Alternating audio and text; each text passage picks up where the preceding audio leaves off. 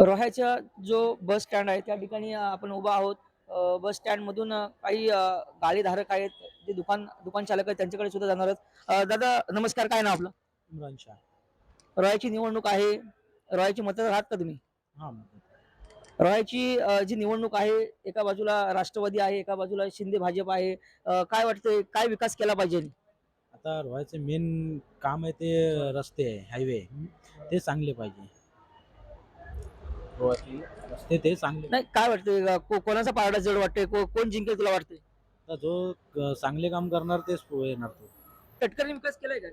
दवाखाना नाही बघा, एवढे मोठे रोहा आहे. आणलं ना, गॅलेक्सी पण आणलं आता. ते सरकारी दवाखाना पाहिजे, म्हणजे लोकांना, गरीब माणसांना इलाज पाहिजे. काय अलिबागला जातात, कुठे कुठे माणसं जातात, ते मोठा हॉस्पिटल पाहिजे. म्हणजे तटकरीने या ठिकाणी एखादा मोफत मोफत चांगला एमआयडीसी आहे, मोफत एखादा दवाखाना आणावा अशी इच्छा आहे तुमची? असा इच्छा आहे आपली. सगळ्यांचा भला व्हायला पाहिजे, गरिबांचा भला व्हायला पाहिजे. गरिबांचं शिक्षा भलं- पाहिजे, शिक्षण कॉलेज पाहिजे, चांगली शिक्षा. गरीब म्हणजे विकास, काहीतरी शिक्षण घ्या आणि नोकरी पाहिजे, आणि परत हॉस्पिटल पाहिजे सरकारी. फुल मार्केट या ठिकाणी आपण तिथे आपण काकांना विचारूयात. काका, तुमचं नाव काय? माझं राजेंद्र सकाराम चौलकर. नगरपालिकेची निवडणूक सुरू आहे. 2 तारखेला मतदान होणार आहे. 3 तारखेला निकाल आहे. काय वाटतं, काय विकास केला पाहिजे आणि काय वाटतं तुम्हाला, कोण जिंकेल? आता जिंकेल कोण हे ठामपणे सांगू शकत नाही, परंतु रोहामध्ये विकास व्हायला पाहिजेत. आता बरेचसे असे विकास झालेले आहेत. आता आपले कुंडलिका नदी संवर्धन क्षेत्र वगैरे सुधारलेले आहे, परंतु जे रोहामध्ये मोठ्या समस्या आहेत ते म्हणजे सार्वजनिक शौचालय कुठे नाहीत रोहामध्ये.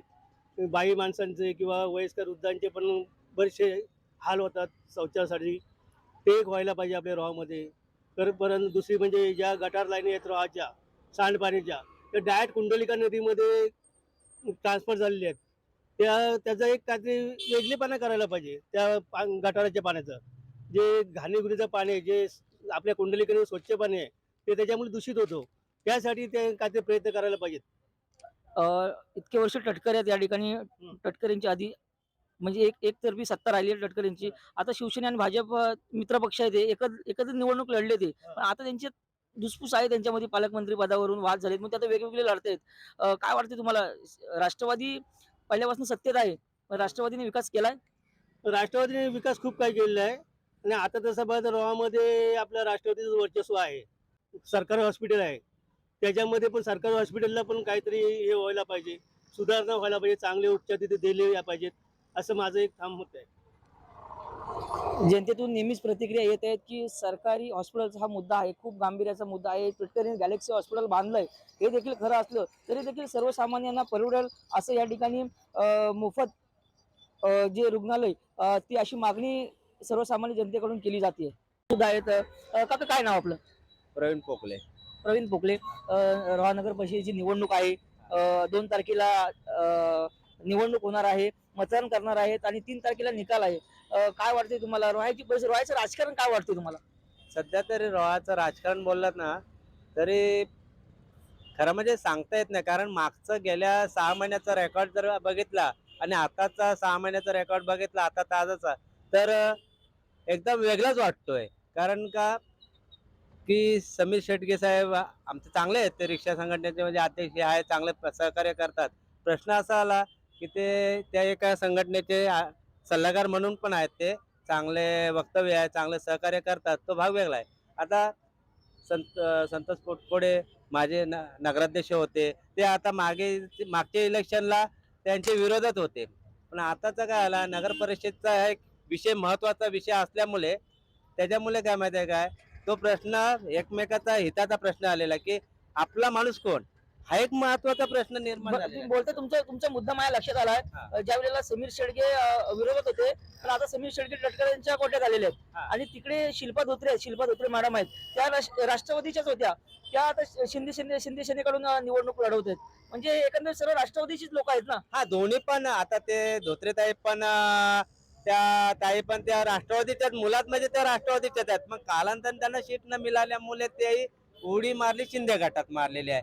परंतु मूल मुद्दा म्हणजे त्या एक मताने त्या तिकडच्याच आहेत. पण आता समीर शेटगे यांची मुलगी ही पण शिवसेनेमध्ये आपल्या राष्ट्रवादीमध्ये प्रवेश केलेला आहे ते तर कट्टर शिवसैनिक होते, पण आता राष्ट्रवादीमध्ये प्रवेश केल्यामुळे आता प्रश्न निर्माण पडला. सर्व आहेत ते राष्ट्रवादीच आहे आतापर्यंत. पण सगळे येते इकडे येते तिकडे जाते म्हणजे हा. उड्या उड्या सर्वसामान्य जनतेला ते गृहीत धरतात काय? सर्वसामान्य माणसाचा एक भ्रम झालेला आहे की आम्ही काय करायचं आहे, कारण कोण कधी उडी मारतोय, कोण कशात येतोय, हाच प्रश्न सर्वसामान्य माणसाला पटत नाहीये, पण समजत पण नाहीये की काय करायचं. आता मला प्रश्न पडला, आज आज मी विचार केला ह्याला मत द्यायचा, तर उद्या तो त्या पक्षात जातोय. रोहाच्या मुख्य बाजारपेठेमध्ये या ठिकाणी आपण सध्या तरी आपण उभे आहोत. काही रिक्षा चालक आहेत त्यांच्याकडे सुद्धा आपण जाणून घेणार आहोत की त्यांच्या मनात नक्की काय आहे. रोहा नगरपालिकेची निवडणूक आहे, शिंदे सेना आहे, राष्ट्रवादी आहे. काय वाटतं उद्या एकनाथ शिंदे मुख्यमंत्री पण येतात शिंदे सेनेचे. काय वाटतंय कोण तुमचा विकास करेल, काय तुमची मागण्या काय आहेत? आमच्या मागण्या सध्या तरी असा आता का रोहाचा विकास तर पहिला शून्यातनं उभा सुनीलसाहेब तटकरे साहेबांनी केलेला आहे. हे जे पतदिवे वगैरे आहेत, शिवाजी महाराजांचं पहिला नदी संवर्धन वगैरे, हे परत ज्येष्ठ नागरिक सभागृहाले साहेबांमुळे झालेलं आहे. तर आमचं मत असं आहे का तर शिवसेनेने पण त्यामध्ये काहीतरी विकास करावा. ह्याच्या अगोदर केंद्रापणी पण सत्ता शिवसेनेची होती, वरती पण होती, खाली पण होती. रोह्याकडे त्यांनी बघितलंच नाही का? कधीच बघितलं ढुंकून बघितलंच काही नाही. केलेलं गीते होते ना. पण गीतेने काय केलंय ते सांगावं ना आम्हाला. कुठं म्हणजे काय कामं केलीत रोहामध्ये, कुठला विकास केला रोहामधला का, त्यांनी काय असा निधी आणून दिलाय का, कुठला उद्योग अवजड मंत्री असताना कुठले कारखाना आणले छोटासा किंवा काय केलाय. आपण तटकरेनं तर खालच्या पातळीमध्ये टीका होते, शिंदे सेनेकडनं टार्गेट केला जातोय.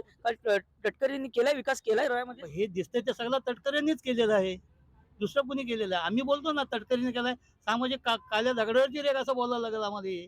आम्ही बोलायचं तर रिक्षावाले, एक सामान्य रिक्षावाले म्हणून हे बोलतो आम्ही. जे विकास झाले तेच आम्ही बोलणार. काही रिक्षा चालक आहेत. त्यांनी एक परखड मत या ठिकाणी व्यक्त केले आहे की तटकरे हेच या रोह्याचे करते धरते आहेत, असं एकंदरीत त्यांच्या माध्यमातून आपल्याला पाहायला मिळालं आहे. नमस्कार, कोकण न्यूज मराठीमध्ये आपलं सर्वांचं सहर्ष स्वागत आहे. कोकण न्यूज मराठीने नेहमीच रोह्यातील जनतेचा कौल असेल, जो सर्वे असेल तो सांगण्याचा एकंदरीत प्रामाणिकपणे प्रयत्न केलेला आहे. त्यामुळे उद्या होतकरू असलेल्या या नगरपालिकेमध्ये कोणाचा झेंडा फडकणार हे देखील 3 तारखेच्या निकालामध्ये स्पष्ट होणार आहे. एकंदरीत जर आपण पाहिलं तर उद्या याच नगरपालिकेची जी इमारत आहे या नगरपालिकेच्या समोर ना राज्याचे माजी मुख्यमंत्री एकनाथजी शिंदे असतील, त्याचप्रमाणे मंत्री भरतशेठ गोगावले असतील, त्याचप्रमाणे महेंद्र थोलवे, महेंद्र दलवी या ठिकाणी प्रचार रॅली आहे त्यांची. या प्रचार रॅलीसाठी ते हजर राहणार अशी प्राथमिक माहिती आपल्याला समोर येते.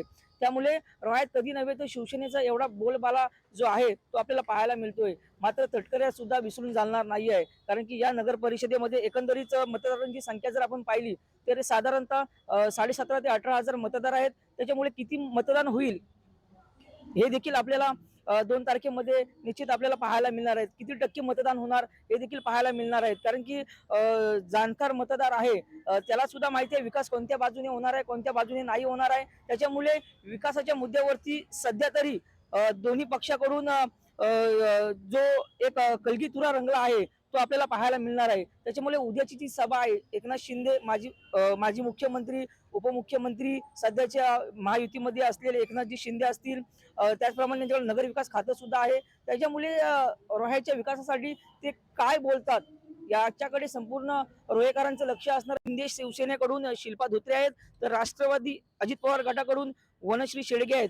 एका बाजूला अनुभव आहे, ते एका बाजूला उच्च शिक्षित एक युवा तरुणी आहे. त्याच्यामुळे रोहेकर कोणाच्या बाजूने कल देतात हे देखील येणाऱ्या काळामध्ये आपल्याला पाहायला मिळणार आहेत.